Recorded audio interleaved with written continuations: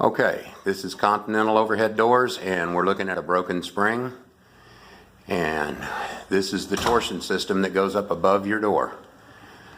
That tube that you see right there is the standard in the industry, unless you have a Wayne Dalton style door, which has the springs on the inside of the tube. That's called a Torque Master. These springs can kill you. Do not attempt to repair these yourself. If this is what you see when you look up above your door, please call me or a professional door repairman. Okay, what you're going to see me do is you're going to see me release the tension from this spring. The spring is held to the tube by these small screws that you see up here. Those are set screws. You begin by putting your turning bar into the spring, into this opening right here, and then you release the tension on that, keeping a good grip on the winding bar. Once you start releasing it, you're going to see that's got a hold of it. There's a tremendous amount of pressure in that. And what I'm going to do is I'm going to unwind the tension off of this spring so that I can start working on the rest of this door. I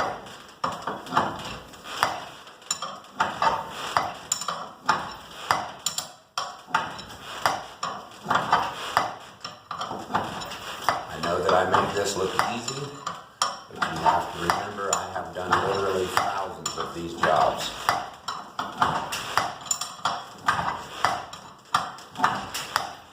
You can hear by the noise that bar makes when it hits that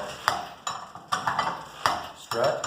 This is a strut, but there's a lot of pressure on there. Now there's not quite as much. I've let almost all of it off. Okay, all the tension's off of that spring. Now I'm going to go to the other end and take that spring loose so that I can move the springs back and forth across this tube. This spring has no tension on it because it's broken right here. If you close your door and you go in the house and you hear a sound that's the equivalent of someone driving through your garage door, you will know you have a broken spring. It is tremendously violent and very loud. Typically the springs are going to break as the door is either closing or is completely closed. This is a J-bar. This is what connects the opener carriage to your door. You want to leave this in place while you're working on the door, and you'll see why in a minute. Sometimes these are not as easy to get loose as you think, because when that spring breaks, it swells right here. So you have to get a wrench. That's a 9/16 bolt, or at least it should be. If it's not, then someone didn't do the right thing. You'll notice the nuts that hold this bolt on are red. If you see red bolts or screws on your door, do not touch them. They can hurt you or kill you. And I know that I sound like somebody being a little repetitive when I tell you that this system can kill you, but it has a tremendous amount of power. These doors weigh hundreds of pounds.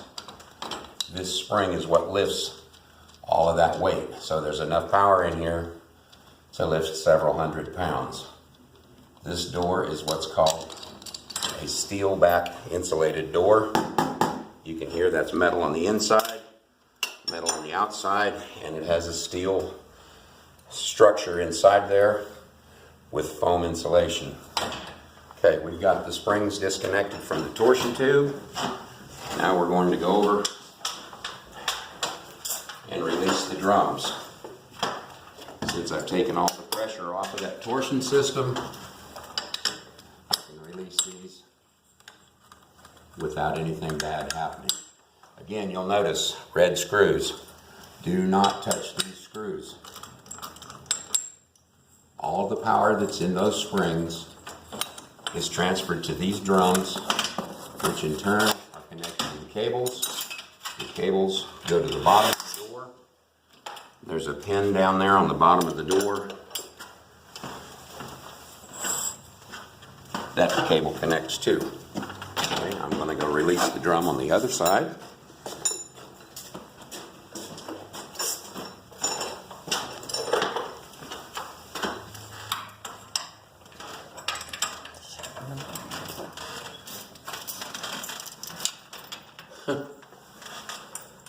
This door was not properly installed. If you can get a hold of your rail and move it like this, it means that the lag bolts that go into this support over here are not in there. That has to be repaired before I can put tension back on this door. These are the kind of things that you're going to find if you do very much door repair. Now I go back to this end.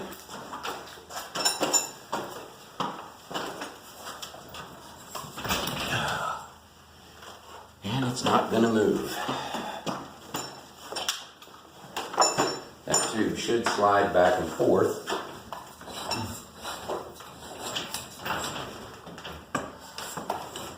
Okay. This is what's called a closed center bearing. There's two styles of center bearings. This one is closed because it has a full face on it. On an open center bearing, there's going to be a slot here that I can slide this tube out of and take the tube down.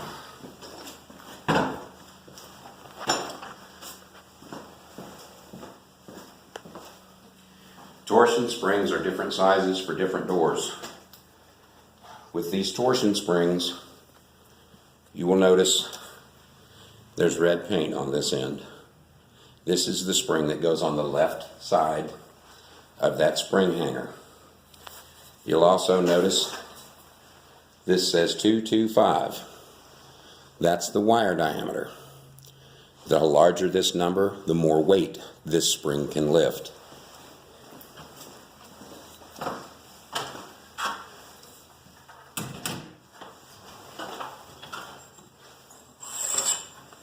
These springs are also color coded. A 225 spring, as well as having the red paint on the end of it, is going to have red paint sprayed right here on the body of the spring. That's the other way to tell that that's a 225 spring. Different springs will have a different color on there.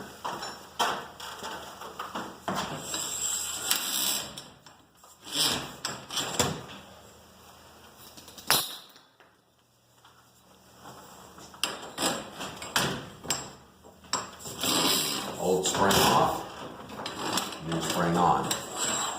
Again, there will be red paint on the left-hand spring on the very end.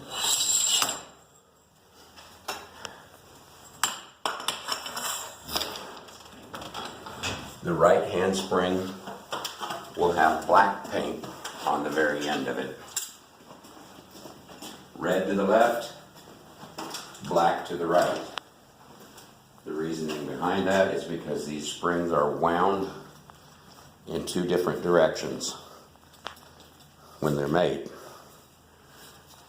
The one on the right hand side, crazy as it seems, is called a left hand wound spring, and the one on the left is a right hand wound spring. Not necessarily things that you need to know, but it could be.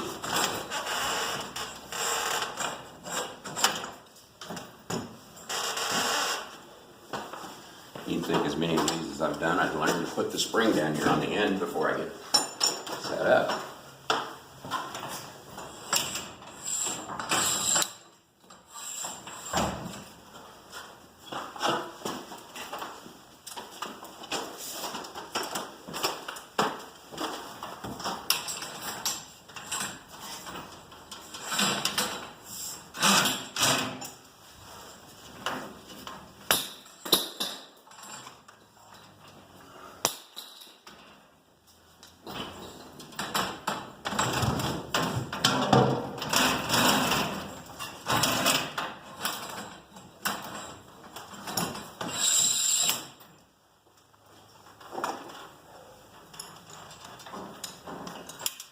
these drums back on, make sure that these screws face the center of the door. These drums are color coded as well. I don't know if you can see that black paint. Black to the right, red to the left.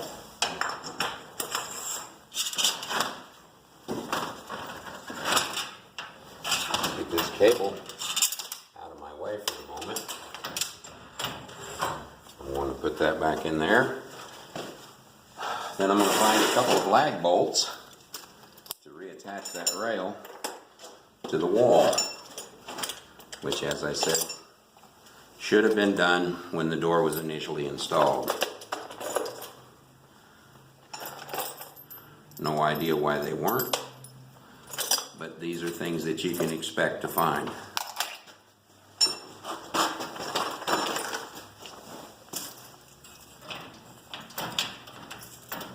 Not even a bolt there.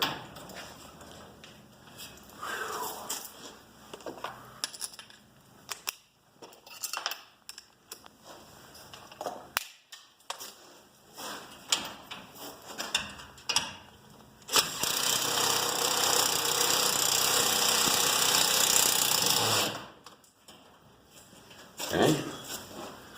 Typically, there should be 3 bolts in this part of the assembly.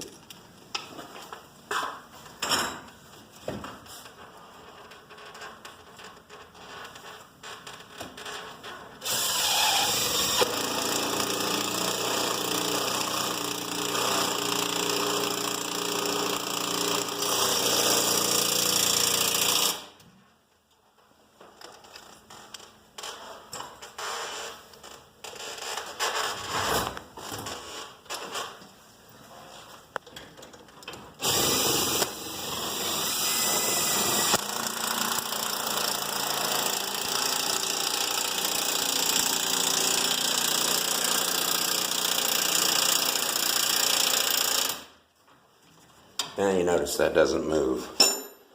That's the way it should have been all along. Now we go to the other end of the door and we start putting everything back together. If you're going to be tensioning the cables on your torsion system, always start on the left-hand side. Put our tube back where it was. Since the tube isn't attached to the springs yet, this drum and tube can be rotated freely.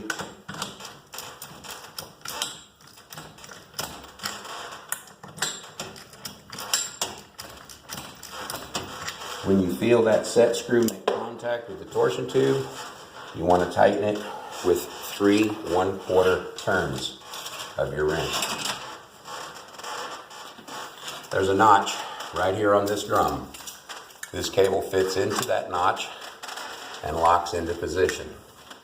When you get it in there, put your finger back there, make sure that that end of that cable does not extend beyond the drum, because if it does, when the door goes up and down, that piece will strike this bearing support and it will cause your door to not function properly.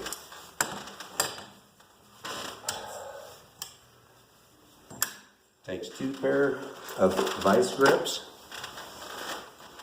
to do what I'm going to do. I'm going to add tension to this cable, and once I get the tension set where I want it, I'm going to lock that tube in place. That maintains the tension while I wind the springs. Rest your vice grip against the wall, pull, get your door where it moves freely. You want to put just enough pressure to just hold that door where you've put it. It should sound like a badly tuned guitar string, I guess you'd say. You're going to be able to pull against that cord and let go of it. You should hear that it's tight. Then we go to the other end. We're going to set this drum. The purpose of setting these drums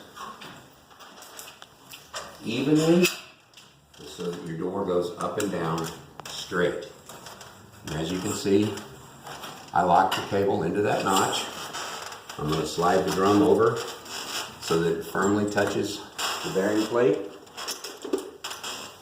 Take the set screw, turn it till I feel it touch, and then back it up just a little bit so that I can rotate this drum. I'm going to put tension on that cable.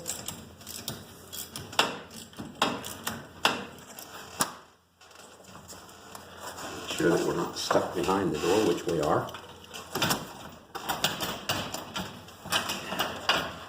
This one's going to give me a little bit of trouble.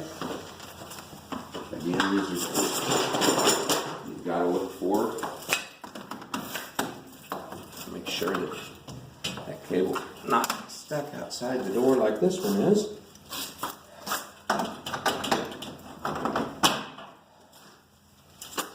This one's going to give me a little bit of a fit.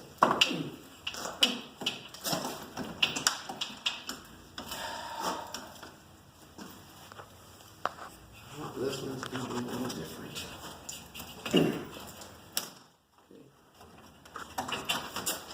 Here, I'm going to hold it down here if I can get my hand in there. There we go. There we go. Now we got the cable loose. You'll notice that a moment ago I had the cable tight. Discovered that it wasn't free down there. So now we're going to add a little bit more tension back to it. You can see the door moving.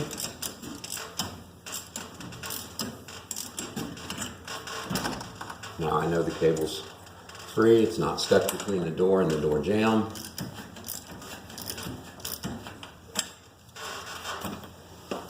That drum is set. Now we're going to secure the springs to the center bearing. Should have two 9/16 bolts and two red nuts, just like that, to secure this assembly. When you do this, you want to make sure that those set screws are on the back side. Same with this one. The reasoning behind this is because when you're done tightening this spring to the proper mount, those set screws will be on the face and much easier to access. You also want to make sure that the center bearing is fully inside the end of that spring. So we'll get this screw started so that it's held in place. That one on there. Make sure that everything is squared up. Okay. We take our impact with a 9/16 deep impact socket and a 9/16 bolt or wrench.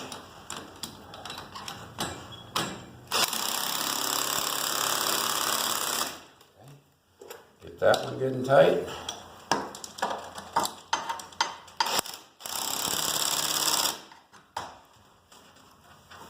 Okay, now we have both of those secured.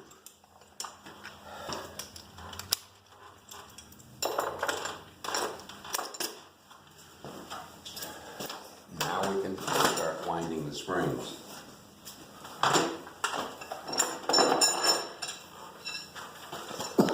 These springs, like I said, the wire diameter determines how much weight this can lift. When you wind this spring, you want 1 full revolution of the spring for every foot of door. This is a 7-foot door, 7 full revolutions of the spring. Once you get 7 full revolutions, you want 2 1/4 turns so that when the door is fully open, it holds the door up and it keeps tension on the cables. And I'll show you that in a minute.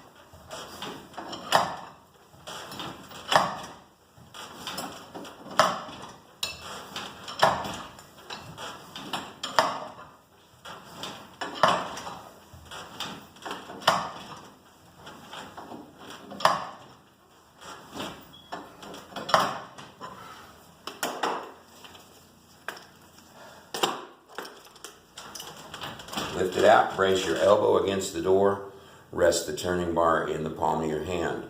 Make sure that you have a firm grip on that turning bar. Tighten the set screw down by hand until you feel it touch. 3 good quarter turns. You'll notice that I've relaxed my grip a little bit. It's because I know that that is tight and it's holding there. I still haven't removed the wrench though.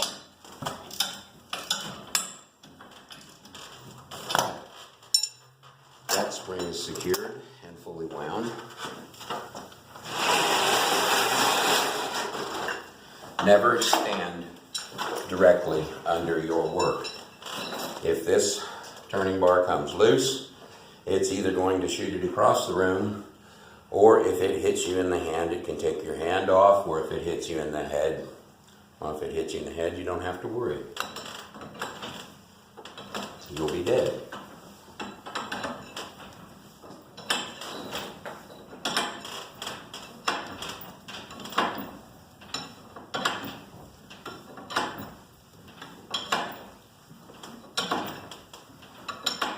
What I'm doing is I'm counting the quarter turns.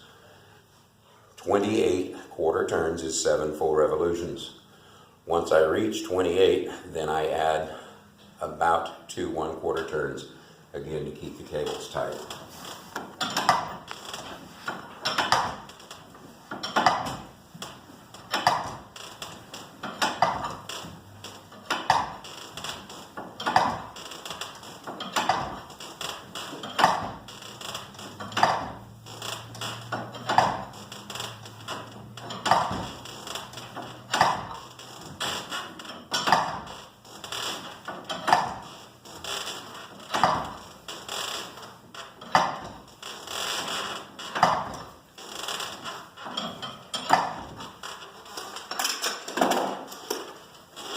Again, brace that turning bar very good so it doesn't slip out and it doesn't get away from you.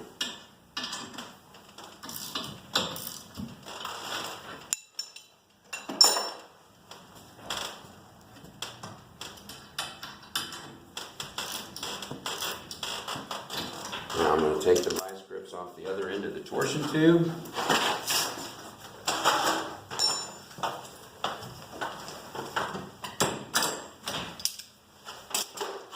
And we're going to test the door for balance. That is a balanced door. When you can lift the door roughly 10 to 12 inches off the floor and it stays there. It doesn't go up on its own, it doesn't go down on its own. The springs are doing exactly what they're designed to do. They're making the weight of this door neutral in comparison to what the opener is doing.